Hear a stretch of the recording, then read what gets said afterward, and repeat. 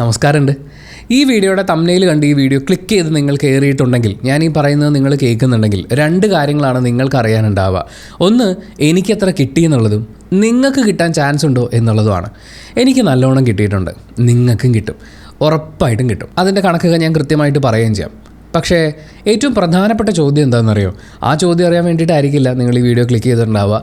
എത്ര ഉപകാരപ്പെട്ടു എന്നുള്ളതാണ്.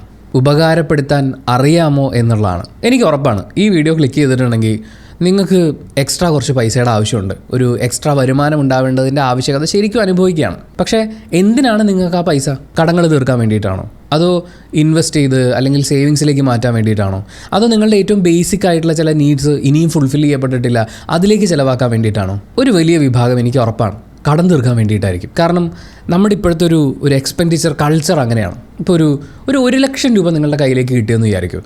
പെട്ടെന്ന് മനസ്സിലേക്ക് വരുന്നത് ഈ അടുത്ത കാലത്ത് ഏറ്റവും കൂടുതൽ ശ്രദ്ധിച്ചിട്ടുള്ള വളരെ വില കൂടിയൊരു സ്മാർട്ട് ഫോൺ ആയിരിക്കും. ചിലപ്പോൾ ഒരു TV ആയിരിക്കാം, ചിലപ്പോൾ മറ്റെന്തെങ്കിലും ഒരു ലക്ഷറി പ്രോഡക്റ്റ് ആയിരിക്കാം, ഡ്രസ്സായിരിക്കാം. കാരണം നമ്മുടെ കൾച്ചർ അതാണ്. നമ്മൾ കിട്ടുന്ന പൈസയിൽ നിന്ന് എങ്ങനെ സേവ് ചെയ്യാം, എങ്ങനെ അതൊരു ഇൻവെസ്റ്റ്മെൻ്റ് ആക്കി മാറ്റിയെടുക്കാം എന്ന് ചിന്തിക്കുന്നതിന് പകരം പർച്ചേസ് ചെയ്യുന്നതിനെക്കുറിച്ചാണ് കൂടുതൽ ആലോചിക്കുന്നത്. ശരിക്കും നമ്മുടെ നാട്ടിലെ ഒരു സിറ്റുവേഷൻ അനുസരിച്ച് തട്ടിയും മുട്ടിയും ജീവിച്ചു പോകണമെങ്കിൽ ഏകദേശം 1 ലക്ഷം രൂപയെങ്കിലും മിനിമം വേണം എന്നൊരു സാഹചര്യമാണുള്ളത്. അത് കേൾക്കുമ്പോൾ ചില ആൾക്കാർക്കൊരു വിയോജിപ്പുണ്ടാകും. അങ്ങനെയൊന്നും പറയാൻ പറ്റില്ല, എനിക്കിപ്പോൾ 30,000 രൂപ സാലറി ഉള്ളല്ലോ, എന്നിട്ട് ഞാനിവിടെ അടിപൊളിയായിട്ട് ജീവിക്കുന്നില്ലേ എന്നൊക്കെയാണ്. പക്ഷേ നിങ്ങൾക്ക് കടം ഉണ്ടാവും, അല്ലെങ്കിൽ നിങ്ങളുടെ കയ്യിൽ ഒരു ക്രെഡിറ്റ് കാർഡ് ഇരിപ്പുണ്ടാവും. അതെന്തുകൊണ്ടാണ് സംഭവിക്കുന്നത്? നമുക്ക് കിട്ടിക്കൊണ്ടിരിക്കുന്ന വരുമാനത്തിനുള്ളിൽ നമ്മുടെ കൃത്യമായ ചിലവുകളെല്ലാം ഒതുക്കി നിർത്തി പിന്നെ കുറച്ച് സേവിങ്സിലേക്കൊക്കെ മാറ്റി വെക്കാൻ ഈ തുക തികയുന്നില്ല. അതുകൊണ്ടാണ് നമ്മൾ കടം വാങ്ങേണ്ടി വരുന്നത്, അല്ലെങ്കിൽ ക്രെഡിറ്റ് കാർഡ് പോലെയുള്ള സൗകര്യങ്ങൾ ഉപയോഗപ്പെടുത്തുന്നത്. വളരെ അച്ചടക്കത്തോടെ കൃത്യമായ പ്ലാനിങ്ങോടുകൂടി ക്രെഡിറ്റ് കാർഡ്സ് യൂസ് ചെയ്യുന്നവരുണ്ട്, ലോണുകളെ ഉപയോഗപ്പെടുത്തുന്നവരുണ്ട്. പക്ഷേ അത് വളരെ കുറവാണ്. അങ്ങനെ കടവും കടപ്പടിയൊക്കെ ആയിട്ട് നമ്മളിങ്ങനെ കഷ്ടപ്പെട്ട് മുന്നോട്ട് പോകുന്നതിൻ്റെ ഇടയ്ക്ക് ഒരു ആശുപത്രി കേസ് വന്നു കഴിഞ്ഞാൽ അവസ്ഥ ആലോചിച്ചിട്ടുണ്ടോ? 2 ദിവസമെങ്കിലും ICUയിൽ കിടക്കേണ്ടി വന്നാൽ, അല്ലെങ്കിൽ ഒരാഴ്ച ഹോസ്പിറ്റലിൽ ഒരു റൂമിൽ കിടക്കേണ്ടി വന്നു കഴിഞ്ഞാൽ നമ്മൾ തിരിച്ചിറങ്ങുമ്പോഴേക്കും ഇപ്പോൾ ഉള്ള ബാധ്യത എത്രയാണോ അത് ഡബിളായിട്ട് മാറും. നമ്മുടെ നാട്ടിലെന്താ ഗവൺമെൻറ് ഹോസ്പിറ്റലുകളില്ലേ എന്ന് ചോദിക്കുന്നവരുണ്ടാവും. പക്ഷേ സൗകര്യങ്ങൾ എല്ലാം ഉണ്ടെന്ന് പറഞ്ഞു കഴിഞ്ഞാലും പല ആളുകളും പ്രിഫർ ചെയ്യുന്നത് ചിലപ്പോൾ തൊട്ടടുത്ത് അവൈലബിൾ ആയിട്ടുള്ളത്, അല്ലെങ്കിൽ ഈ ഒരു പെർട്ടിക്കുലർ ചികിത്സയുമായിട്ട് ബന്ധപ്പെട്ട് നല്ല എക്സ്പീരിയൻസ്ഡ് ഡോക്ടേഴ്സ്, അങ്ങനെ പല കാരണങ്ങൾ കൊണ്ട് ആളുകൾ പ്രൈവറ്റ് ഹോസ്പിറ്റലുകൾ സെലക്ട് ചെയ്യുന്നുണ്ട്. അത് അവരുടെ തെറ്റൊന്നുമല്ല. അങ്ങനെ സെലക്ട് ചെയ്യുന്നതുകൊണ്ടാണല്ലോ ഇത്രയും പ്രൈവറ്റ് ഹോസ്പിറ്റൽസ് ഇവിടെ ഉള്ളത്. നമ്മൾ ഈ പറയുന്ന വലിയ മഹാരോഗങ്ങളൊക്കെ പടർന്നു പിടിച്ച സമയത്ത് കേരളം അതിനെ ഒന്നാകെ നേരിട്ടിട്ടുള്ളത് ഈ പറയുന്ന പ്രൈവറ്റ് ഹോസ്പിറ്റലുകളുടെ കൂടി സപ്പോർട്ടോട് കൂടിയിട്ടാണ്. അപ്പോൾ ഉറപ്പായും അതുപോലൊരു ഹോസ്പിറ്റലിൽ അഡ്മിറ്റ് ആവുന്ന ആളുടെ സാമ്പത്തിക സ്ഥിതി എന്താവും എന്നുള്ളത് നമ്മൾ മനസ്സിലാക്കണം. അടിസ്ഥാനപരമായിട്ട് നമ്മൾ ഈ പൈസയെക്കുറിച്ച് സംസാരിക്കുമ്പോൾ, വരുമാനത്തിനെക്കുറിച്ച് സംസാരിക്കുമ്പോൾ 2 കാര്യങ്ങളാണ്. ഒന്ന്, കിട്ടുന്ന പൈസയെ ഉപയോഗിക്കുക എന്നുള്ളത്. അത് കൃത്യമായി വ്യക്തമായി ഉപയോഗിക്കുക, കൃത്യമായിട്ടൊരു സേവിങ്സ് ഉണ്ടാവുക, ഒരു ഇൻവെസ്റ്റ്മെൻറ്റ് പ്ലാൻ ഉണ്ടാവുക എന്ന് പറയുന്നത് വളരെ പ്രധാനമാണ്. 2, ആകസ്മികമായി നമ്മൾ ഒട്ടും പ്രതീക്ഷിച്ചിരിക്കാത്ത സമയത്തുണ്ടാകുന്ന ചെലവുകളെ നേരിടാൻ നമ്മൾ പ്രിപ്പയർഡ് ആവുക എന്നുള്ളതാണ്. ഈ 2 കാര്യങ്ങളിൽ ഏറ്റവും പ്രധാനം എന്താണ് എന്ന് എന്നോട് ചോദിച്ചു കഴിഞ്ഞാൽ ഞാൻ പറയും രണ്ടാമത്തതാണ്. പെട്ടെന്നുണ്ടാകുന്ന ചെലവുകളെ ഓവർകം ചെയ്യാനുള്ളൊരു പ്ലാൻ എപ്പോഴും നമ്മുടെ കയ്യിലുണ്ടാവണം. അല്ലെങ്കിൽ നമ്മൾ നേരത്തെ പറഞ്ഞ ഒരു ആശുപത്രി കേസ് വന്നു എന്ന് വിചാരിക്കും, നമ്മൾ ചിലപ്പോൾ ഒരുപാട് സേവ് ചെയ്ത് തുടങ്ങിയിട്ടുണ്ടാവും. സേവ് ചെയ്ത് നല്ലൊരു എമൗണ്ടിലേക്ക് എത്തിയിട്ടുണ്ടാവും. പക്ഷേ ആ എമൗണ്ട് മുഴുവൻ ഉപയോഗിച്ചാൽ പോലും നമുക്ക് ആശുപത്രിയിൽ നിന്ന് പുറത്തിറങ്ങാൻ പറ്റാത്ത അത്രയും ചിലവ് വരുന്ന രീതിയിലുള്ള ഒരു സാഹചര്യം ഉണ്ടായേക്കാം. അങ്ങനെ ഉണ്ടാവാതിരിക്കട്ടെ, ഉണ്ടാവരുതെന്നാണ് ഞാനും ആഗ്രഹിക്കുന്നത്. പക്ഷേ അങ്ങനെ ഉണ്ടായിക്കഴിഞ്ഞാൽ അതിന് നമുക്ക് ഓവർകം ചെയ്യാൻ പറ്റണ്ടേ? പൈസയുടെ കാര്യത്തിൽ ഞാൻ കേട്ടിട്ടുള്ള ഏറ്റവും നല്ല ഉപദേശം, always hope for the best, prepare for the worst. അല്ല, എന്തായാലും പറഞ്ഞ് നമ്മൾ ഇവിടം വരെ എത്തിയല്ലോ. ഞാനൊന്ന് ചോദിക്കട്ടെ, പെട്ടെന്നുണ്ടാവുന്ന ആശുപത്രി ചിലവുകളെ മാനേജ് ചെയ്യാനുള്ള എന്തെങ്കിലും ഒരു പ്ലാൻ നിങ്ങളുടെ കയ്യിലുണ്ടോ? എന്ന് വെച്ചാൽ ഒരു ഒടിവ് കേസ് വന്നു, അല്ലെങ്കിൽ ചെറിയ പനി വന്നു, ജലദോഷം വന്നു, ഇതൊന്നുമല്ല ഞാൻ ചോദിക്കുന്നത്. വളരെ സീരിയസ് ആയിട്ടുള്ള, നമ്മളൊക്കെ വിചാരിക്കുക ഇതൊന്നും സംഭവിക്കില്ല എന്ന്. എൻ്റെ സ്വന്തം അനിയന് ഹാർട്ട് ട്രാൻസ്പ്ലാന്റ് ചെയ്യേണ്ട ഒരു സിറ്റുവേഷൻ വരും എന്ന് ഡോക്ടർ മുഖത്ത് നോക്കി പറയുന്നിടത്താണ്, ഇതൊക്കെ നമുക്കും വരുമല്ലേ, നമ്മുടെ ജീവിതത്തിലും ഇതുപോലെയുള്ള വലിയ രോഗങ്ങളൊക്കെ വന്ന് ഹിറ്റ് ചെയ്തേക്കാം എന്ന് പറയുന്ന ഒരു തിരിച്ചറിവ് എനിക്കുണ്ടാകുന്നത്. അങ്ങനെ എന്തെങ്കിലും ഒന്ന് സംഭവിച്ചാൽ, അഥവാ സംഭവിച്ചാൽ അതിനെ നേരിടാനുള്ള എന്തെങ്കിലും പ്ലാൻ ഉണ്ടോ മനസ്സിൽ? കിഡ്നി, ഹാർട്ട് റിലേറ്റഡ് ആയിട്ടുള്ള അസുഖങ്ങളൊക്കെ വന്നു കഴിഞ്ഞാൽ 20 ലക്ഷം, 30 ലക്ഷം, 50 ലക്ഷം എന്ന് പറഞ്ഞ ചിലവങ്ങനെ കുത്തനെ ഉയരുകയാണ് ചെയ്യുക. അതിനെയും കൂടി മുന്നിൽ കണ്ടുകൊണ്ട് സാമ്പത്തിക സുസ്ഥിരത ഉറപ്പാക്കുക എന്ന് പറയുന്നൊരു കാര്യം വരുമ്പോൾ ഒരു ഹെൽത്ത് ഇൻഷുറൻസ് എടുക്കുക എന്ന് പറയുന്നത് ഏറ്റവും ബേസിക് ആയിട്ടുള്ള റിക്വയർമെൻ്റ് ആണ്. നമ്മുടെ സാമ്പത്തിക അച്ചടക്കം അടിത്തറ ഉറപ്പിക്കുന്നതിൻ്റെ ഒന്നാമത്തെ പടി ഹെൽത്ത് ഇൻഷുറൻസ് എടുക്കുക എന്നുള്ളതാണ്. ഞാൻ ആദ്യം ജോലി രാജിവെച്ച് യൂട്യൂബ് സ്ഥിരം പരിപാടി എന്ന് പറഞ്ഞ് ഇറങ്ങുമ്പോൾ ആദ്യം ചെയ്ത കാര്യം ഹെൽത്ത് ഇൻഷുറൻസ് എടുക്കുക എന്നുള്ളതാണ്. ഞാൻ ഇന്ന കമ്പനിയുടെ ഇൻഷുറൻസ് എടുക്കുമെന്ന് പറഞ്ഞിട്ട് പ്രൊമോട്ട് ചെയ്യാൻ വേണ്ടിയിട്ട് പറയല്ല. പക്ഷേ ഇപ്പം തന്നെ ഹെൽത്ത് ഇൻഷുറൻസ് ഇല്ലാത്ത ഒരാളാണെങ്കിൽ അല്ലെങ്കിൽ ഇനഫ് കവറേജ്, നമ്മൾ ഈ പറയുന്ന വലിയ തുക എന്ന് പറയുന്ന ഒരു പ്രശ്നം വന്നു കഴിഞ്ഞാലും അതിനെ നേരിടാൻ പ്രിപ്പയർഡ് ആയിട്ടില്ലാത്ത ഒരാളാണെങ്കിൽ ഫാമിലിക്ക് മുഴുവനായിട്ട് ഒരു ഹെൽത്ത് ഇൻഷുറൻസ് എടുത്തു വെക്കുക എന്ന് പറയുന്നത് ഏറ്റവും ഇമ്പോർട്ടൻ്റ് ആണ്. ഈ വീഡിയോയുടെ ഡിസ്ക്രിപ്ഷനിൽ ഞാനൊരു ലിങ്ക് കൊടുക്കുന്നുണ്ട്, കമൻറ്റിലും അതേ ലിങ്ക് തന്നെ ഞാൻ കൊടുക്കുന്നുണ്ട്. പലർക്കും ഈ ഹെൽത്ത് ഇൻഷുറൻസ് എടുക്കുമ്പോൾ എന്തോ വലിയ എമൗണ്ടിൻ്റെ പരിപാടിയായിട്ടൊക്കെ വിചാരിക്കുക.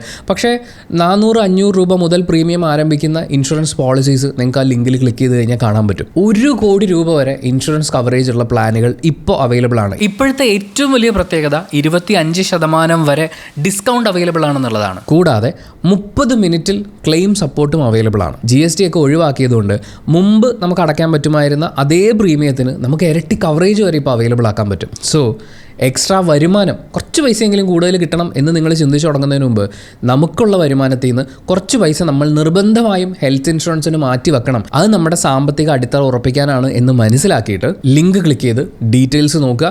ഇനി അതല്ലെങ്കിൽ ഞാനിപ്പോൾ സ്ക്രീനിൽ ഒരു QR കോഡ് കാണിക്കുന്നുണ്ട്, അത് സ്കാൻ ചെയ്താലും മതി. ഇനി നമുക്ക് യൂട്യൂബ് റവന്യൂയിലേക്ക് വരാം. ഞാൻ യൂട്യൂബ് ആണല്ലോ പ്രധാന ഇൻകം സോഴ്സായിട്ട് കാണുന്നത്. ചിലർക്കത് ഇൻസ്റ്റാഗ്രാം ആയിരിക്കും, വേറെ ചില ആളുകൾക്ക് ഫേസ്ബുക്ക് ആയിരിക്കും, അങ്ങനെ മാറി മാറി വരാം. എൻ്റെ പ്രധാന ഇൻകം സോഴ്സ് യൂട്യൂബാണ് എന്നുള്ളതുകൊണ്ട് യൂട്യൂബ് ഇൻകം നിങ്ങളെ കാണിക്കാം എന്ന് പറഞ്ഞ് വിളിച്ച് വരുത്തിയതുകൊണ്ട് യൂട്യൂബ് ഇൻകം ഞാൻ പറയാം. അതിനു മുമ്പ് ഞാൻ കുഞ്ഞു കുറച്ച് കാര്യങ്ങളും കൂടി പറഞ്ഞോട്ടെ. ഈ പറയുന്ന എമൗണ്ട് ഒക്കെ കേൾക്കുമ്പോൾ നിങ്ങൾക്ക് ചാടി കയറി ഒരു ചാനൽ തുടങ്ങാനൊക്കെ തോന്നും. തീർച്ചയായും അങ്ങനെ ഒരു ചാനൽ നമുക്ക് തുടങ്ങാം. കാരണം ഇവിടെ എന്തും ചെയ്യാനുള്ള അൺലിമിറ്റഡ് സ്വാതന്ത്ര്യമാണുള്ളത്. പക്ഷേ എന്ത് ചെയ്യണമെന്ന് നമ്മളാണല്ലോ തീരുമാനിക്കേണ്ടത്. ഞാൻ പറയുന്നത് do it for your self. നിങ്ങൾക്ക് വേണ്ടി ചെയ്യുക. അതായത് ഫസ്റ്റ് ഓഫ് ഓൾ ഹാപ്പിനെസ്സിന് മുന്നിൽ കാണുക. പണം എന്ന് പറഞ്ഞത് പണത്തിന് വേണ്ടിയാണ് നമ്മളിത് ചെയ്യുന്നത്. ഉറപ്പായും പണം വരും. പക്ഷേ പണം വരുന്നതിനേക്കാൾ കൂടുതൽ ഇമ്പോർട്ടൻസ് നമ്മൾ നമ്മുടെ ഹാപ്പിനെസ്സിന് കൊടുക്കണം. ചിലപ്പോൾ നിങ്ങൾക്കിപ്പോൾ ഒരു ജോലി ഉണ്ടാവും, ചിലപ്പോൾ നിങ്ങൾ പഠിച്ചുകൊണ്ടിരിക്കുകയായിരിക്കും. ഈ പറയുന്ന പരിപാടികൾക്ക് പാരലായിട്ട് നമുക്ക് ഇൻട്രസ്റ്റ് ഉള്ള, നമുക്ക് ഭയങ്കര ഇഷ്ടമുള്ള, ചെയ്യാൻ ഇഷ്ടമുള്ള, കാണാൻ ഇഷ്ടമുള്ള അങ്ങനെ എന്തെങ്കിലും ഒരു ഫാക്ടർ ഉണ്ടാവുമല്ലോ. അങ്ങനെ ഇഷ്ടമുള്ള കാര്യം ചെയ്യാം. കാരണം വരുമാനം കിട്ടിത്തുടങ്ങാൻ എന്തായാലും കുറച്ച് സമയമെടുക്കും. ചില ആളുകൾ വളരെ കഴിവുള്ള ആളുകളുണ്ട്, ചിലർക്ക് ഭാഗ്യത്തിൻ്റെ പേരിലായിരിക്കും പടപടയെന്നൊക്കെ പറഞ്ഞ് ഇൻകം വന്നു എന്ന് വരും. ചില ആളുകൾക്ക് അത് പറ്റില്ല. അപ്പോൾ വരുമാനം കിട്ടിത്തുടങ്ങുന്നത് വരെ അല്ലെങ്കിൽ ഒരു വലിയ എമൗണ്ടിലേക്ക് അത് എത്തുന്നത് വരെ പിടിച്ച് നിൽക്കണമെങ്കിൽ നമ്മുടെ ഉള്ളിലൊരു പാഷൻ ഉണ്ടാവണം. പാഷൻ എന്താണ് എന്ന് ചോദിച്ചു കഴിഞ്ഞാൽ പല ആളുകളും പല പേരുകളും പറയാറുണ്ടാകും. പക്ഷേ ശരിക്കുള്ളൊരു പാഷനുണ്ട്. അത് നമ്മൾ ചെയ്ത് മനസ്സിലാക്കി നമ്മളെ തന്നെ കൂടുതൽ മനസ്സിലാക്കിയൊക്കെ വരുമ്പോഴാണ് തിരിച്ചറിയാൻ പറ്റുക. സോ നമുക്കിഷ്ടമുള്ളത് ചെയ്യുക എന്നുള്ളതാണ് ഇവിടുത്തെ ഒരു ഫസ്റ്റ് പ്രയോറിറ്റി. നിങ്ങൾക്ക് ചിലപ്പോൾ ഒരു മൂവി റിവ്യൂ ചാനൽ കാണുമ്പോൾ അവിടെയൊക്കെ നല്ല വ്യൂ ഉണ്ട്, അപ്പോൾ അതായിരിക്കും കൂടുതൽ പൈസ എന്ന് തോന്നിയേക്കാം. ഞാൻ ഈ പറയുന്നത് കേൾക്കുമ്പോൾ ഞാൻ പറയുന്ന കണ്ടൻറ്റ് ചെയ്താലോ എന്ന് നിങ്ങൾക്ക് തോന്നിയേക്കാം. പക്ഷേ അത് നിങ്ങൾക്ക് ഇൻട്രസ്റ്റ് ഉണ്ടാവില്ല. നിങ്ങൾക്ക് എന്താണോ ഇൻട്രസ്റ്റ് അതിനെക്കുറിച്ചാണ് നിങ്ങൾ ചിന്തിക്കേണ്ടത്. യൂട്യൂബിൻ്റെ അല്ലെങ്കിൽ സോഷ്യൽ മീഡിയ പ്ലാറ്റ്ഫോമിൻ്റെ ഒരു ബ്യൂട്ടി നമുക്കിവിടെ ഇഷ്ടമുള്ളത് ചെയ്യാം എന്നുള്ളതാണ്. നമ്മുടെ നാട്ടിലെ ജോലികളുടെ ഒരു കാര്യം എടുത്ത് നോക്കുകയാണെങ്കിൽ എത്ര പേർക്ക് അവനവന് ഇഷ്ടമുള്ളത് ചെയ്യാൻ പറ്റുന്നുണ്ട്. ഇവിടെ നിങ്ങൾക്ക് ഇഷ്ടമുള്ളത് ചെയ്യാം എന്ന് പറയുന്നൊരു അതിനൊരു ഓപ്പർച്യൂണിറ്റി ആയിട്ട് നമ്മൾ കാണണം, മനസ്സിലാക്കണം. ലീഗലി പ്രശ്നങ്ങളൊന്നും ഉണ്ടാക്കാത്ത എന്ന് വെച്ചാൽ നിയമപരമായി ചെയ്യാൻ പാടില്ലാത്തതെന്ന് പറയുന്ന കാര്യങ്ങളൊക്കെ മാറ്റി നിർത്തിക്കൊണ്ട് നിങ്ങളുടെ ഇഷ്ടങ്ങൾ എന്തൊക്കെയാണെങ്കിലും അത് എക്സ്പ്രസ് ചെയ്യാനുള്ള ചുമ്മാ വർത്താനം. ഞാനിപ്പോൾ എന്താ ചെയ്യുന്നത്, ഞാൻ സംസാരിച്ചുകൊണ്ടിരിക്കുക എന്നുള്ളതല്ലേ. നിങ്ങൾക്ക് വർത്താനം പറയാനാണ് ഇഷ്ടമെങ്കിൽ ഒരു ടോപ്പിക് എടുക്കുക, സംസാരിക്കുക.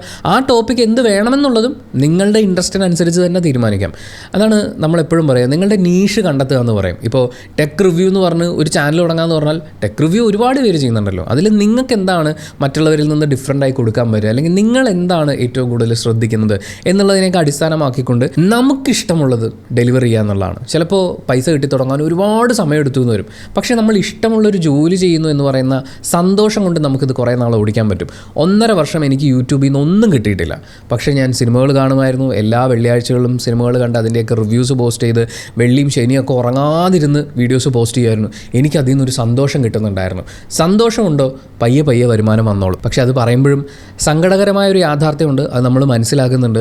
ഈ പറയുന്ന പോലെ ഇഷ്ടമുള്ളൊരു കാര്യം ചെയ്യാൻ ഇവിടെ ഒരു പ്ലാറ്റ്ഫോം ഉള്ളപ്പോഴും അതിന് വേണ്ടിയിട്ട് സമയം മാറ്റി വെക്കാനാവാത്ത, അല്ലെങ്കിൽ ചിലപ്പോൾ റിസ്ക് എടുക്കേണ്ടി വരും. ജോലിയിൽ നിന്ന് ലീവ് എടുത്ത് എത്ര നാളെന്ന് പറഞ്ഞ് ലീവ് എടുത്ത് നമ്മൾ ഇഷ്ടം ഇതാണെന്നൊക്കെ പറഞ്ഞ് ചെയ്യും. അങ്ങനെ റിസ്ക് എടുക്കാൻ പറ്റാതെ പോകുന്ന സാഹചര്യത്തിലുള്ള ആളുകളുണ്ട്. അവരെ നമ്മൾ മനസ്സിലാക്കുന്നുണ്ട്. ആൻഡ് ഏറ്റവും പ്രധാനപ്പെട്ട കാര്യം, യൂട്യൂബ് ചാനൽ തുടങ്ങുന്നതുമായിട്ട് ബന്ധപ്പെട്ട് അല്ലെങ്കിൽ സോഷ്യൽ മീഡിയ പ്ലാറ്റ്ഫോംസ് യൂസ് ചെയ്യുന്നതായിട്ട് ബന്ധപ്പെട്ട് ഒരുപാട് പേര് പലരും ചോദ്യങ്ങളുമായിട്ട് വരും. പക്ഷേ എല്ലാവരും എങ്ങനെ പൈസ ഉണ്ടാക്കുക എന്നുള്ളതാണ് ആലോചിക്കുന്നത്. ഇതെങ്ങനെ പഠിക്കാം എന്ന് ആലോചിക്കുന്നില്ല. ഇവിടെ ഒരു ലേണിംഗ് കർവ് ഉണ്ട്. നിങ്ങൾ ഈ കാര്യം പഠിച്ചേ പറ്റുള്ളൂ. നമ്മൾ ഓഡിയോ വിഷ്വൽ കണ്ടൻറ്റാണ് പ്രൊഡ്യൂസ് ചെയ്യുന്നത്. സോ ആ ഓഡിയോ വിഷ്വൽ കണ്ടൻറ്റ് പ്രൊഡ്യൂസ് ചെയ്യുന്നതിനെക്കുറിച്ച് അറിയണം. അതെങ്ങനെ നന്നായി ഡെലിവർ ചെയ്യാൻ പറ്റും എന്ന് ആലോചിക്കണം. ഈ 4Kയും ഫുൾ HD തമ്മിലുള്ള വ്യത്യാസം എന്താണ്, 24 ബിറ്റും 32 ബിറ്റും ഓഡിയോ നമ്മൾ റെക്കോർഡ് ചെയ്യുമ്പോഴുള്ള ഡിഫറൻസ് എന്താണ് എന്നുള്ളത് എൻ്റെ പോലത്തെ കണ്ടൻറ്റ് ചെയ്യുന്ന ഒരാൾ ഉറപ്പായും അറിഞ്ഞിരിക്കണം. നമ്മുടെ ശബ്ദത്തിൻ്റെ പ്രത്യേകത എന്താണ്, വിഷ്വലിനെ നമുക്ക് എങ്ങനെ എൻഹാൻസ് ചെയ്യാൻ പറ്റും, നമ്മളിതിനെ ഏത് രീതിയിലാണ് രീതിയിലാണ് അവതരിപ്പിക്കേണ്ടത്, എത്ര സെക്കൻഡ് മുതൽ എത്ര സെക്കൻഡ് വരെയാണ് നമ്മൾ വളരെ ഹുക്കിംഗ് ആയിട്ടുള്ളൊരു സ്റ്റേറ്റ്മെൻറ്റ് പറയേണ്ടത്. അങ്ങനെ ഇതിനൊരു ലേണിംഗ് കർവ് ഉണ്ട്. നമ്മളിത് പഠിക്കാൻ വേണ്ടിയിട്ടും കുറച്ച് സമയം മാറ്റി വെക്കേണ്ടി വരും. പിന്നെ ഓരോരുത്തർക്കും പൈസ കിട്ടി തുടങ്ങുന്ന സമയമൊക്കെ ഡിഫറെൻ്റ് ആയിരിക്കും. ചിലർക്ക് ചിലപ്പോൾ ഒറ്റ ദിവസം മതി, റോക്കറ്റ് പോലെ അവർ വളർന്നു പോകും. വേറെ ചില ആളുകൾക്ക് ഒരുപാട് സമയമെടുക്കും. ഒരുപാട് സമയമെടുക്കുന്നത് കാരണം ഇത് ഇടയ്ക്ക് വെച്ച് നിർത്തിപ്പോയ ആളുകളെയും എനിക്കറിയാം. എൻ്റെ ഒപ്പം തന്നെ യൂട്യൂബ് ചാനൽ സ്റ്റാർട്ട് ചെയ്തിട്ടുള്ള, തുടക്കത്തിൽ ഞാനും കോമ്പറ്റ് ചെയ്തിട്ടുള്ള പല ആളുകളും ഇപ്പോൾ സോഷ്യൽ മീഡിയ പ്ലാറ്റ്ഫോമിൽ തന്നെ ഇല്ല. സോ ആ കാര്യവും നമ്മുടെ മനസ്സിലുണ്ടാവണം. പിന്നെ ഇതിൽ റിസ്ക് എന്താണെന്നുള്ളത് മനസ്സിലാക്കണം. ഇതിൽ റിസ്ക് എന്ന് പറയുമ്പോൾ അങ്ങനെ പറഞ്ഞു പോയാലോ ഇങ്ങനെ പറഞ്ഞു പോയാലോ വിവാദമായാലോ എയറിലായാലോ ഇതൊക്കെയും പോപ്പുലാരിറ്റിയാണ് നമുക്ക് കൊണ്ടുതരുന്നത്. നമ്മൾ ഏറിപ്പോയി കഴിഞ്ഞാലും അതിൽ നിന്ന് നമുക്ക് പോപ്പുലാരിറ്റിയാണ് കിട്ടുന്നത്. പക്ഷേ അതിനേക്കാൾ വലിയൊരു റിസ്ക് ഇവിടെ ഉള്ളത്, ഏത് നിമിഷം വേണമെങ്കിലും ഇത് ചിലപ്പോൾ നിന്ന് പോകാം. നമ്മളൊരു സോഷ്യൽ മീഡിയ പ്ലാറ്റ്ഫോമിൽ നമ്മുടേതായ പേരുണ്ടാക്കി വരുമാനം കിട്ടിക്കൊണ്ടിരിക്കുന്നു. ആ വരുമാനം മുന്നിൽ കണ്ടിട്ട് ചിലപ്പോൾ നമ്മൾ EMI പരിപാടിയും ഒക്കെ എടുത്തു വെച്ചിട്ടുണ്ടാകും. പക്ഷേ പെട്ടെന്നൊരു ദിവസം ഇന്ത്യയിൽ യൂട്യൂബോ അല്ലെങ്കിൽ മറ്റേതെങ്കിലും ഒരു സോഷ്യൽ മീഡിയ പ്ലാറ്റ്ഫോമോ അങ്ങനെ സംഭവിക്കാതിരിക്കട്ടെ, പക്ഷേ ഇവിടുത്തെ മോണിറ്റൈസേഷൻ എടുത്ത് കളയാണ് എന്നങ്ങ് തീരുമാനിച്ചാൽ, അല്ലെങ്കിൽ ഗവൺമെൻറ് തീരുമാനിച്ചു കഴിഞ്ഞാൽ പിന്നെ ഇവിടെ ഇൻകം ഇല്ല. ഒരൊറ്റ ദിവസം സ്വിച്ച് ഇട്ട പോലെ ഇൻകം നിൽക്കുകയാണ്. നമുക്കിവിടെ മറ്റേ നോട്ടീസ് പീരീഡ് തരികയോ അല്ലെങ്കിൽ 3 മാസത്തെ നമ്മുടെ സാലറി കുടിശ്ശിക തന്ന് നമ്മളെ പറഞ്ഞു വിടുകയോ ചെയ്യുന്ന പോലത്തെ ഒരു പരിപാടിയും ഇല്ല. ഇതെപ്പോൾ നിൽക്കുന്നോ അപ്പം നിന്നു. നിങ്ങളെപ്പോൾ കണ്ടൻറ്റ് ഉൽപ്പാദിപ്പിക്കുന്നത് നിർത്തുന്നോ അപ്പം നിങ്ങളുടെ വരുമാനം നിൽക്കും എന്ന് പറയുന്ന ഒരു റിസ്കി എലമെൻറ്റ് ഇവിടെയുണ്ട്. അതൊരു വലിയ റിസ്ക്കാണ്. ആ റിസ്കിനെ കൂടി മനസ്സിലാക്കിക്കൊണ്ട് വേണം social media as A career choose ചെയ്യാൻ വേണ്ടിയിട്ട്. അവിടെയാണ് നമ്മൾ നേരത്തെ പറഞ്ഞ ഫിനാൻഷ്യലി നമ്മൾ പ്രിപ്പയർഡ് ആയിരിക്കുക എന്ന് പറയുന്ന ഒരു കാര്യം വരുന്നത്. ഇനിയിപ്പോൾ അധികം വിഷമിപ്പിക്കാതെ തന്നെ എനിക്ക് എത്ര രൂപയാണ് യൂട്യൂബിൽ നിന്ന് കിട്ടുന്നതെന്നതിൻ്റെ ഒരു ചെറിയ ഉദാഹരണമാണ് ഞാൻ പറയുന്നത്. അതായത് നമ്മൾ ബിഗ് ബോസ് റിലേറ്റഡ് വീഡിയോസ് ചെയ്തിട്ടുണ്ടായിരുന്നു. ബിഗ് ബോസ് അനാലിസിസ് സീരീസ് ചെയ്തിട്ടുണ്ടായിരുന്നു. ആ സീരീസ് ചെയ്തതിൽ നിന്ന്, അതായത് 3 മാസം മാത്രമാണുള്ളത്, 91 വീഡിയോസാണ് ഈ പറയുന്ന ബിഗ് ബോസിന് വേണ്ടിയിട്ട് നമ്മൾ ക്രിയേറ്റ് ചെയ്തിട്ടുള്ളത്. എന്ന് വെച്ചാൽ നമ്മൾ ബിഗ് ബോസിനെ കുറിച്ച് ചെയ്യാവുന്ന പരമാവധി കണ്ടൻറ്റുകൾ ചെയ്യുക എന്നുള്ളൊരു രീതിയിലല്ല അതിനെ അപ്രോച്ച് ചെയ്തിട്ടുണ്ടായിരുന്നത്. അതിൻ്റെ പ്രഡിക്ഷൻസോ മറ്റു കാര്യങ്ങളോ അതൊന്നും നമ്മൾ ചെയ്തിട്ടില്ല. ബിഗ് ബോസിന് ശേഷം, ഇവർ പുറത്തിറങ്ങിയതിന് ശേഷം നടത്തുന്ന ഇൻ്റർവ്യൂസും മറ്റു കാര്യങ്ങളും ഇതിനെക്കുറിച്ചൊന്നും നമ്മളങ്ങനെ സംസാരിക്കാൻ പോയിട്ടില്ല. എന്താണോ ഓരോ ദിവസത്തെയും എപ്പിസോഡിൽ നടക്കുന്നതെന്ന് പറയുന്ന ഒരു അനാലിസിസ് ആണ് നമ്മൾ ചെയ്തുകൊണ്ടിരുന്നത്. അതും പല ദിവസങ്ങളിലും നമ്മൾ സ്കിപ്പ് ചെയ്തിട്ടുണ്ടായിരുന്നു. അവസാന ദിവസങ്ങളിലേക്ക് വരുമ്പോഴാണ് ഓരോ ക്യാരക്ടേഴ്സിനെ കുറിച്ച് നമ്മൾ സ്പെഷ്യൽ വീഡിയോസ് ഒക്കെ ചെയ്തിട്ടുണ്ടായിരുന്നത്. എന്തായാലും ആകെ മൊത്തം 91 വീഡിയോസാണ് നമ്മൾ ബിഗ് ബോസിന് വേണ്ടിയിട്ട് ചെയ്തത്. ആ 3 മാസം കൊണ്ട് ഈ പറയുന്ന 91 വീഡിയോസിൽ നിന്ന് മാത്രമായി നമുക്ക് കിട്ടിയിട്ടുള്ള റവന്യൂ എന്ന് പറയുന്നത് $7,140. ഈ $7,140 എന്ന് പറയുമ്പോൾ ഇപ്പം നിങ്ങൾ കൺവേർട്ട് ചെയ്യാൻ പോയി കഴിഞ്ഞാൽ നല്ല എമൗണ്ട് ഉണ്ടാകും. കാര്യം 90ലേക്ക് അടുത്തുകൊണ്ടിരിക്കുകയാണ് ഒരു ഡോളർ എന്ന് പറയുന്നത്, 90 രൂപയിലേക്ക്.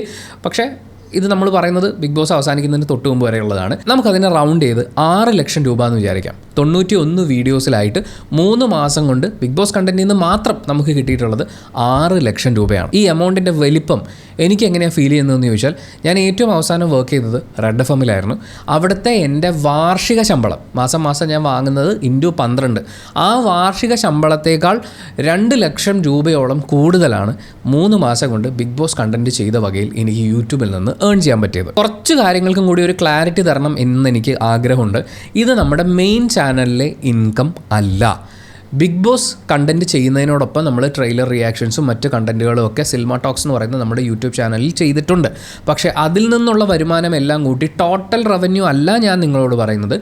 ബിഗ് ബോസ് കണ്ടൻറ്റിൽ നിന്ന് മാത്രം ഈ 3 മാസം കൊണ്ട് നമുക്ക് കിട്ടിയിട്ടുള്ള എമൗണ്ടാണ്. പിന്നെ ഈ യൂട്യൂബ് റവന്യൂ എന്ന് പറയുന്നത്, ഒരു വീഡിയോ നമ്മൾ പോസ്റ്റ് ചെയ്ത് കഴിഞ്ഞാൽ ആ വീഡിയോ എപ്പോൾ ആൾക്കാർ കണ്ടു കഴിഞ്ഞാലും നമുക്ക് റവന്യൂ വരും. ബിഗ് ബോസ് കഴിഞ്ഞതിന് ശേഷവും നമ്മുടെ ഈ അനാലിസിസ് വീഡിയോസ് ഇനിയും ആളുകൾ കാണുന്നുണ്ട്. ഈ പൈസ കൂടുകയാണ് ചെയ്യുക, പക്ഷേ ഒരിക്കലും അതിനൊരു വലിയ ഹൈപ്പിലേക്ക് പോകില്ല. വളരെ ചെറിയ എമൗണ്ട് ആയിട്ട് മാത്രമേ അത് കൂടുള്ളൂ.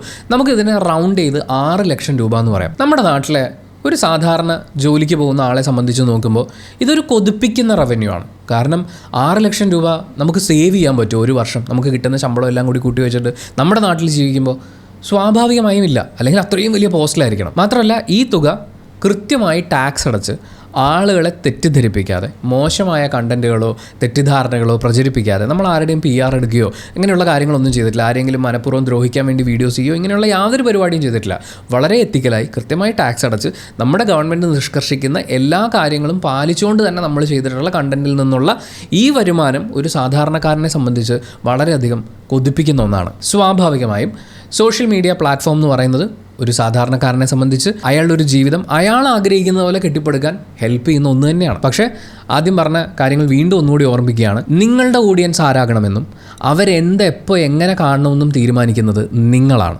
അതൊരു വലിയ ഉത്തരവാദിത്വമാണ്. കാരണം നമ്മുടെ നാട്ടിലൊരു പ്രത്യേകത എന്ന് പറഞ്ഞാൽ എന്ത് കൊടുത്താലും ഇവിടെ വാങ്ങാൻ ആളുണ്ട്. നിങ്ങൾക്ക് ഏറ്റവും മോശം കണ്ടൻറ്റ് ഏറ്റവും മോശം രീതിയിൽ അവതരിപ്പിച്ച് ആളുകളെയൊക്കെ വ്യക്തിഹത്യ ചെയ്യുന്ന രീതിയിലും ഇവിടെ അവതരിപ്പിക്കാം. അത് കാണാനും കൈയടിക്കാനും പ്രോത്സാഹിപ്പിക്കാനും ഇവിടെ വലിയൊരു കൂട്ടം ആളുകളുണ്ട്.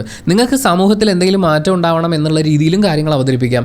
അത് കാണാനും ഇവിടെ ആളുകളുണ്ട്. നമ്മൾ എന്ത് കൊടുത്താലും വാങ്ങാനുള്ള ഒരു വലിയ ജനക്കൂട്ടം ഇപ്പോഴും ഉണ്ട്. കണക്കുകൾ എടുത്തു വെച്ച് നോക്കുമ്പോൾ നമുക്ക് അവൈലബിൾ ആയിട്ടുള്ള ബേസിക് കണക്ക് നമ്മുടെ ഒരു കാൽക്കുലേഷനിൽ വെച്ച് നോക്കുമ്പോൾ കേരളത്തിലെ മൊത്തം ജനസംഖ്യയുടെ ഒരു 10% ഇപ്പോഴും സോഷ്യൽ മീഡിയയിൽ ഇത്രയും കണ്ടന്റ് കൺസ്യൂം ചെയ്യുന്നുള്ളൂ. ഇനിയും വലിയൊരു മാർക്കറ്റ് ഇവിടെ എക്സ്പ്ലോർ ചെയ്യാൻ കിടപ്പുണ്ട്. പക്ഷേ ഉത്തരവാദിത്വത്തോടു കൂടി ആ കാര്യം ചെയ്യാമെന്ന് പറയുന്ന ഒരു കാര്യം. ഈ പൈസയൊക്കെ കേൾക്കുമ്പോൾ ഉറപ്പായും നിങ്ങൾക്കൊരു ചാനൽ തുടങ്ങിയാലോ കണ്ടൻറ്റൊക്കെ ക്രിയേറ്റ് ചെയ്താലോ എന്ന് തോന്നും.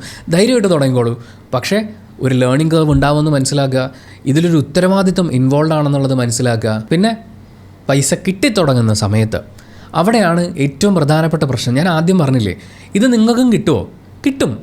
പക്ഷേ കിട്ടുന്നതല്ല പ്രധാനം, കിട്ടുന്നത് എങ്ങനെ ഉപയോഗിക്കുന്നു എന്നുള്ളതാണ് പ്രധാനം. ഇപ്പോൾ യൂട്യൂബിൽ നിന്ന് എനിക്ക് ടോട്ടൽ ഇതുവരെ യൂട്യൂബിൽ നമുക്കിപ്പോൾ 3 ചാനൽസ് മോണറ്റൈസ്ഡ് ആയിട്ടുണ്ട്. ഒരു ചാനലിൻ്റെ മോണറ്റൈസേഷൻ കഴിഞ്ഞ ദിവസമാണ് പോയത്. അതിൽ വീഡിയോസ് ഒന്നും ചെയ്യാതെ ഇങ്ങനെ ഡൗൺ ആയിട്ടിരിക്കുകയായിരുന്നു.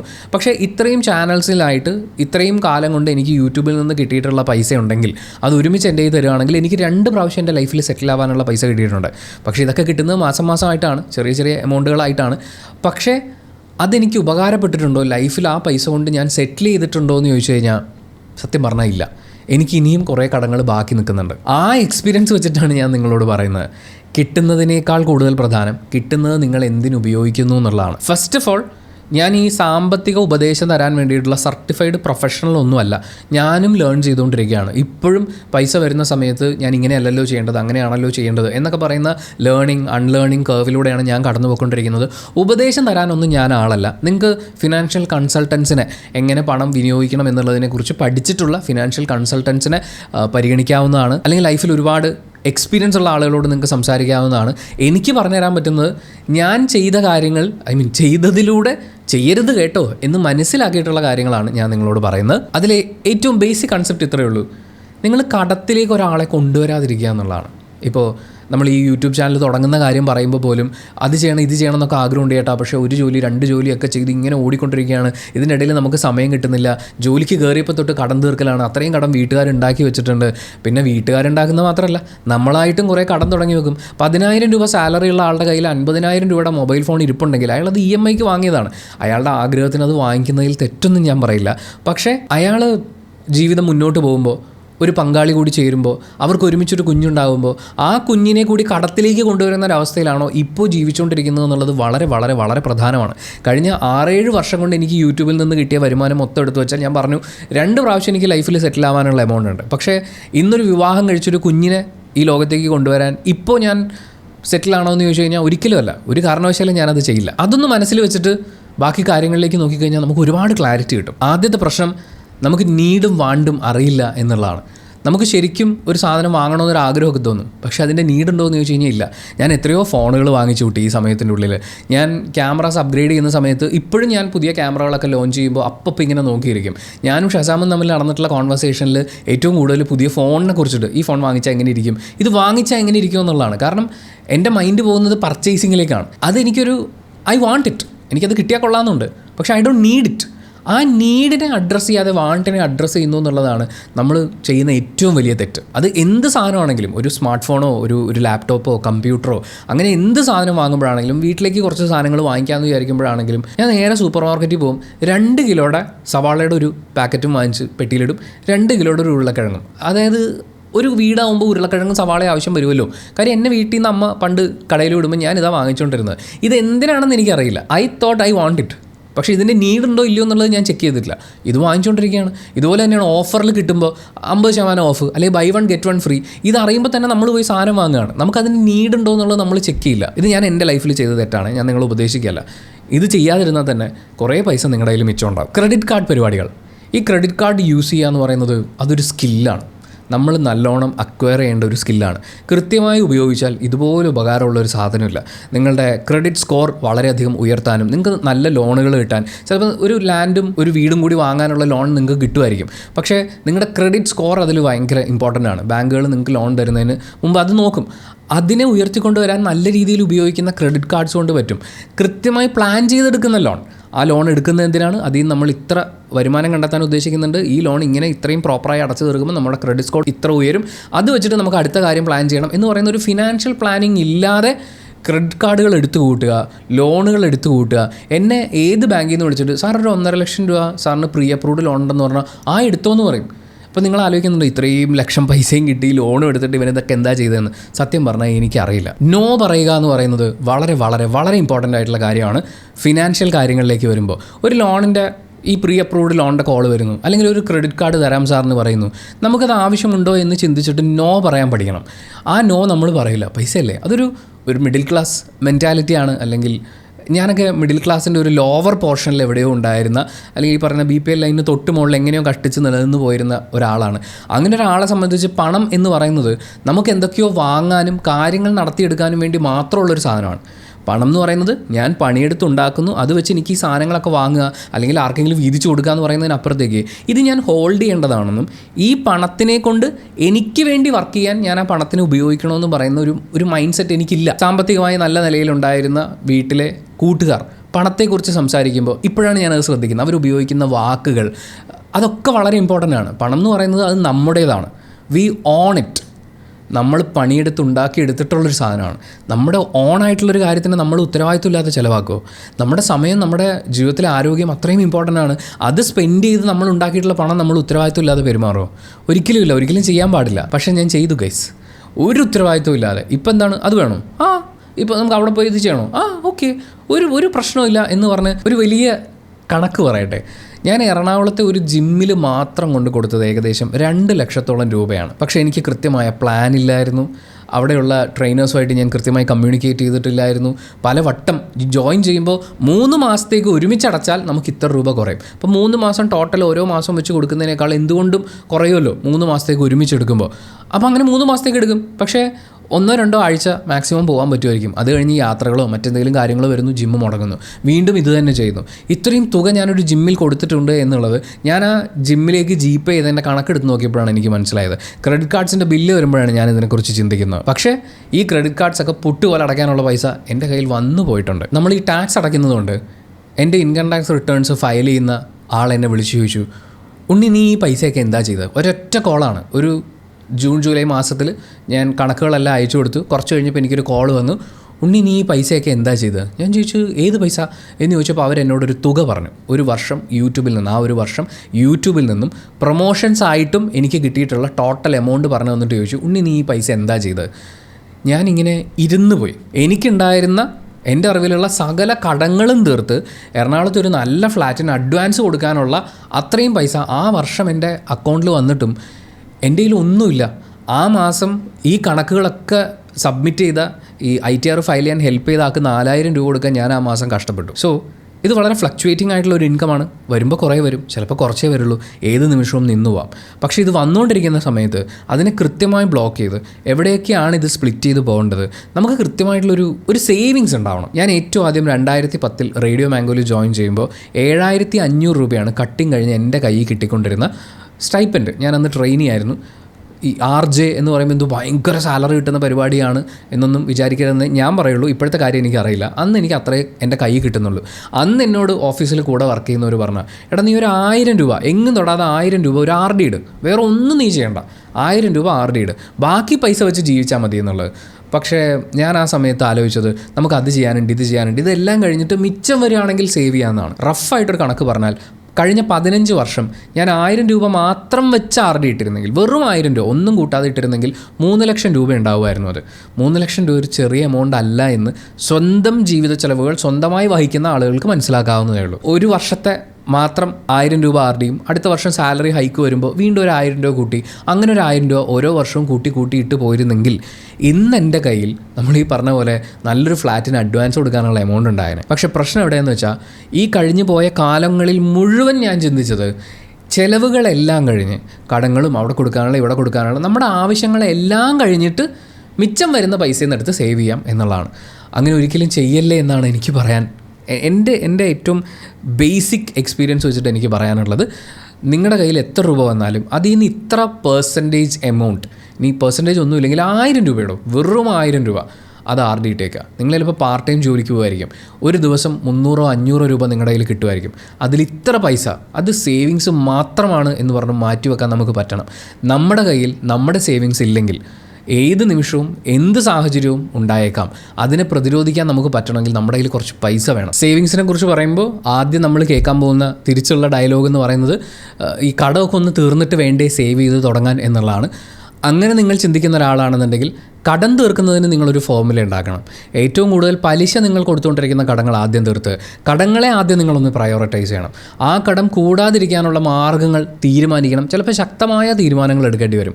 അങ്ങനെയുള്ള തീരുമാനങ്ങളിൽ അച്ചടക്കത്തോടുകൂടി കടം തീർത്തതിന് ശേഷം സേവിങ്സിലേക്ക് കടക്കുക എന്ന് പറയുന്നത് അത് ഏറ്റവും ഇമ്പോർട്ടൻ്റ് ആണ്. ആ സേവിങ്സിനെ കുറിച്ച് പറയുമ്പോൾ വേറെ ചില ആളുകളുടെ പ്രശ്നം, ഇപ്പോൾ ഒരു 12,000 രൂപ ശമ്പളമുള്ളൂ, അത് വെച്ചിട്ട് കാര്യങ്ങളൊക്കെ നമ്മളൊരു വിധത്തിലാണ് ഓടിച്ചു പോയിക്കൊണ്ടിരിക്കുന്നത്. സാലറി കൂടട്ടെ, അല്ലെങ്കിൽ അടുത്തൊരു കുറച്ചും കൂടി സാലറി കൂടി ഒരു ജോലി കിട്ടട്ടെ, എന്നിട്ട് സേവിങ്സ് തുടങ്ങുക എന്നുള്ളതാണ്. ഈ സേവിങ്സിൻ്റെ പ്രശ്നം എല്ലാവരും സേവിങ്സ് പോസ്റ്റ്പോൺ ചെയ്യും. മറ്റൊരു കാര്യം നമ്മൾ പോസ്റ്റ്പോൺ ചെയ്യില്ല, പക്ഷേ സേവിങ്സ് സ്റ്റാർട്ട് ചെയ്യുക എന്ന് പറയുന്നത് പോസ്റ്റ്പോൺ ചെയ്തുകൊണ്ടേയിരിക്കും. അടുത്ത മാസത്താവട്ടെ, അതിൻ്റെ അടുത്ത മാസമാവട്ടെ, സാലറി കൂടട്ടെ എന്നൊക്കെ പറഞ്ഞിട്ട്. നിങ്ങൾ ഒന്നും വേണ്ട, ഒരു 500 രൂപ, വെറും 500 രൂപ നിങ്ങൾക്ക് സാലറി കിട്ടുന്ന ആ ദിവസം നിങ്ങൾക്ക് 500 ചിലപ്പോൾ ഒരു വെറും 500 രൂപയായിട്ട് കാണാൻ പറ്റുമായിരിക്കും. സാലറി കിട്ടുന്ന ദിവസം ആ 500 രൂപ മാറ്റി വെക്കുക. 6 മാസം 500 രൂപ മാറ്റി വെക്കുമ്പോൾ അത് 3000 രൂപയായി. ഒരു വർഷം ആകുമ്പോൾ 6000 രൂപയായി. നിങ്ങൾ ആർ ഡി ആണ് ഇട്ടതെങ്കിൽ അതിന് 6% പലിശ കിട്ടും. കുറച്ചും കൂടി റിസ്ക് എടുക്കാൻ താല്പര്യമുണ്ടെങ്കിൽ SIPs ഉണ്ട്. ബാങ്കിൽ സംസാരിച്ച് കഴിഞ്ഞാൽ നിങ്ങൾക്ക് അതിനെക്കുറിച്ചുള്ളൊരു ധാരണ കിട്ടും. റിസ്ക് കുറവുള്ള എന്നാൽ റിട്ടേൺസ് മാക്സിമം കിട്ടുന്ന രീതിയിലുള്ള പ്ലാനുകളെക്കുറിച്ച് അന്വേഷിക്കാൻ പറ്റും. പിന്നെ ഈ പറയുന്ന തുക നിങ്ങൾ കൂട്ടി വെച്ച് ഈ പറയുന്ന 500 രൂപ വെച്ചിട്ട് വർഷം 6000 രൂപയാകുമ്പോൾ നല്ലൊരു ഹെൽത്ത് ഇൻഷുറൻസ് ഫുൾ ഫാമിലിക്ക് വേണ്ടിയിട്ട് എടുക്കുക. നാളെ ഒരു ആശുപത്രി കേസ് വന്നു കഴിഞ്ഞാൽ ആശുപത്രിയിൽ ഒരു ദിവസം ഒരു ഡോക്ടറെ കണ്ടിറങ്ങി വരുമ്പോൾ തന്നെ എത്ര രൂപയാണ് ചിലവാകുന്നത്? ആശുപത്രിയിൽ അഡ്മിറ്റ് ആവേണ്ടി വരുമ്പോൾ എത്ര രൂപയാണ്? അങ്ങനെ ഒരു ഹെൽത്ത് ഇൻഷുറൻസിന് വേണ്ടിയിട്ട് ഇൻവെസ്റ്റ് ചെയ്യുക. ദാറ്റ്സ് ആൻ ഇൻവെസ്റ്റ്മെൻ്റ് എന്നേ ഞാൻ പറയുള്ളൂ. ഈ പണത്തിൻ്റെ ഉപയോഗം എന്ന് പറയുന്നത്, പണത്തിനെ നിങ്ങൾ എങ്ങനെ നോക്കിക്കാണുന്നു എന്നുള്ളത്, ഇതെല്ലാം ഒരു ഹാബിറ്റിൻ്റെ ഭാഗമാണ്. എൻ്റെ കയ്യിലേക്ക് വരുന്ന പണത്തിനെ ഞാൻ ചിലവാക്കിക്കൊണ്ടിരുന്നത് ഒരു ഉത്തരവാദിത്വവും ഇല്ലാതെയാണ്. ഒന്ന്, ഞാനത് പഠിച്ചിട്ടില്ലായിരുന്നു. 2, എൻ്റെ ശീലങ്ങളിൽ പണത്തിനെ ഞാൻ അച്ചടക്കത്തോടുകൂടി കൈകാര്യം ചെയ്തിട്ടില്ല. അതുപോലെ സേവിങ്സ് ഇല്ല, അതും എൻ്റെ ഒരു ശീലമാണ്. എനിക്ക് എത്ര രൂപ കിട്ടിയാലും ഞാൻ ഇത്ര രൂപ മാറ്റി വെക്കുന്ന ഒരു ശീലം. ചില ആൾക്കാരിലൊക്കെ അത് ഇപ്പോൾ കാണുമ്പോൾ എനിക്ക് അവരോട് ഭയങ്കര ബഹുമാനം തോന്നാറുണ്ട്. വളരെ ചെറിയ പ്രായത്തിൽ അത് ശീലിക്കുന്ന ആളുകളുണ്ട്. പണത്തിനെ നമ്മുടെ കയ്യിലേക്ക് വരുമ്പോൾ അത് നമ്മൾ ഓൺ ചെയ്തതാണെന്നും അതിൽ ഇത്ര രൂപ സേവ് ചെയ്യാനുള്ളതാണ്, അല്ലെങ്കിൽ ഇത്ര ശതമാനം സേവ് ചെയ്യേണ്ടതാണെന്നുള്ള ഒരു ഹാബിറ്റായിട്ട് നിങ്ങളത് മനസ്സിൽ രജിസ്റ്റർ ചെയ്യണം. അല്ലാതെ നിങ്ങൾക്ക് 3 മാസം കൊണ്ട് 6 ലക്ഷം രൂപയോ 6 മാസം കൊണ്ട് 15 ലക്ഷം രൂപയോ കിട്ടിയിട്ട് കാര്യമില്ല. ആൻഡ് ഈ ഒരു ബേസിക് തീരുമാനം എടുക്കുക. നമ്മൾ ചിലപ്പോൾ കടത്തിലായിരിക്കും ജനിച്ചിട്ടുണ്ടാവുക, അല്ലെങ്കിൽ നമ്മളായിട്ട് നമുക്ക് വേണ്ടി കുറേ കടം ഉണ്ടാക്കിയിട്ടുണ്ടാവും. പക്ഷേ ഇനിയൊരു മനുഷ്യജീവിയെ കടത്തിൽ ജനിക്കാൻ അനുവദിക്കാതിരിക്കുക. അതിന് വേണ്ടിയിട്ട് നമ്മൾ പ്രിപ്പയർഡ് ആവണമെന്ന് തീരുമാനിച്ചു കഴിഞ്ഞാൽ കുറേ കാര്യങ്ങളിൽ നമുക്ക് ക്ലാരിറ്റി വരും. ഇഷ്ടമുള്ള കാര്യം ചെയ്ത് അതിൽ നിന്ന് വരുമാനം കണ്ടെത്താൻ പറ്റുക എന്ന് പറയുന്നത് അത് വലിയൊരു ഭാഗ്യമാണ്. ഞാൻ ആ പ്രിവിലേജ് അനുഭവിക്കുന്ന ഒരാളാണ്. ആ കാര്യത്തിന് ഞാൻ പ്രിവിലേജ് എന്ന് തന്നെയാണ് അഡ്രസ്സ് ചെയ്യുന്നത്. കാരണം നമ്മുടെ സൊസൈറ്റി എന്ന് പറയുന്നത് എല്ലാവർക്കും ഇഷ്ടമുള്ള കാര്യങ്ങൾ ചെയ്ത് അതിൽ നിന്ന് വരുമാനം കണ്ടെത്താൻ, അതുകൊണ്ട് ജീവിക്കാൻ പറ്റുക എന്ന് പറയുന്നത് പോസിബിൾ ആയിട്ടുള്ളൊരു കാര്യമല്ല. അങ്ങനെ ഒരു കാര്യത്തിലേക്ക് നടന്നെടുക്കാൻ നിങ്ങൾക്ക് സോഷ്യൽ മീഡിയ പ്ലാറ്റ്ഫോമിലൂടെ സാധിക്കുകയാണെങ്കിൽ എനിക്കതിൽ സന്തോഷമേ ഉള്ളൂ. പക്ഷേ റെസ്പോൺസിബിൾ ആയിരിക്കുക. നമ്മൾ ആളുകൾക്ക് എന്തെങ്കിലും കൊടുക്കുമ്പോഴും അതിൽ നിന്ന് നമുക്ക് കിട്ടുന്ന വരുമാനം എങ്ങനെ വിനിയോഗിക്കുന്നു എന്നുള്ള കാര്യത്തിലൊക്കെ ഒരു ഡിസിപ്ലിൻ ഉണ്ടാവുക എന്ന് പറയുന്നത് വളരെ പ്രധാനമാണ്. ഫിനാൻഷ്യൽ സ്റ്റെബിലിറ്റിയെക്കുറിച്ച്, എക്സ്ട്രാ ഇൻകം വരുമ്പോൾ ശ്രദ്ധിക്കേണ്ട കാര്യങ്ങളെക്കുറിച്ച് ഞാൻ ഈ പറഞ്ഞതിൽ നിന്ന് നിങ്ങൾക്ക് മനസ്സിലായി എന്നാണ് ഞാൻ വിചാരിക്കുന്നത്. ഏറ്റവും പ്രധാനം, നമ്മൾ കഷ്ടപ്പെട്ട് അധ്വാനിച്ചുണ്ടാക്കിയ പണം നമ്മുടെ കയ്യിൽ നിന്ന് പോവാതിരിക്കുക എന്നുള്ളതാണ്. പക്ഷേ നമുക്കോ നമ്മുടെ പ്രിയപ്പെട്ടവർക്കോ ഒരു ആശുപത്രി കേസൊക്കെ വന്നു കഴിഞ്ഞാൽ അവർക്ക് വേണ്ടി നമ്മുടെ കയ്യിലുള്ള മുഴുവൻ പൈസയും എടുത്ത് ചിലവാക്കാനും നമ്മൾ തയ്യാറാവുമായിരിക്കും. പക്ഷെ അങ്ങനെ ചിലവാക്കി തീർക്കാനുള്ളതാണോ നമ്മൾ ഈ ഹാർഡായിട്ട് ഇത്രയും കഷ്ടപ്പെട്ടുണ്ടാക്കിയിട്ടുള്ള പണം? അതുകൊണ്ട് ഒരു മുൻകരുതൽ എന്ന രീതിയിൽ, നമ്മൾ ഈ അധ്വാനിച്ചുണ്ടാക്കുന്ന പണത്തിനെ സേവ് ചെയ്യാനുള്ള മുൻകരുതൽ എന്ന രീതിയിൽ ഒരു നല്ല ഹെൽത്ത് ഇൻഷുറൻസ് പ്ലാൻ എടുക്കുക. ഇന്ത്യയിലെ ലീഡിംഗ് ആയിട്ടുള്ള ഇൻഷുറൻസ് കമ്പനികളും അവർ പ്രൊവൈഡ് ചെയ്യുന്ന ഇൻഷുറൻസ് സ്കീമുകളും ചെക്ക് ചെയ്ത് കമ്പയർ ചെയ്ത് 25% വരെ ഡിസ്കൗണ്ടോടുകൂടി ആ ഇൻഷുറൻസ് സ്വന്തമാക്കാൻ നിങ്ങളെ ഹെൽപ്പ് ചെയ്യുന്ന ഒരു ലിങ്കാണ് ഞാൻ ഡിസ്ക്രിപ്ഷനിൽ കൊടുത്തിട്ടുള്ളത്. കമൻറ്റ് ബോക്സിലും പിൻ ചെയ്ത് വെച്ചിട്ടുണ്ട്. അതല്ലാന്നുണ്ടെങ്കിൽ ദാ ഇവിടെ QR കോഡ് കാണിക്കുന്നുണ്ട്. QR കോഡ് സ്കാൻ ചെയ്തും നിങ്ങൾക്ക് ആ വെബ്സൈറ്റിലേക്ക് പോകാവുന്നതാണ്. പ്ലീസ് ഒരു ഹെൽത്ത് ഇൻഷുറൻസും ഒരു ടേം ഇൻഷുറൻസും എടുത്തു വെക്കുക. Get the care you need when you need it എന്ന് ഓർമ്മിപ്പിച്ചിട്ട് 6 ലക്ഷം രൂപയുടെ കണക്ക് ഓർമ്മിപ്പിച്ചിട്ട് ഞാനിവിടുന്ന് യാത്ര പറയുകയാണ്. അപ്പോൾ thank you so much for watching this video. Video ഇഷ്ടപ്പെട്ടാൽ ലൈക്ക് ചെയ്യുക, കമൻറ്റ് ചെയ്യുക, ഷെയർ ചെയ്യുക, സബ്സ്ക്രൈബ് ചെയ്യുന്ന കാര്യവും ഹൈപ്പ് ചെയ്യുന്ന കാര്യമൊക്കെ പരിഗണിക്കുക.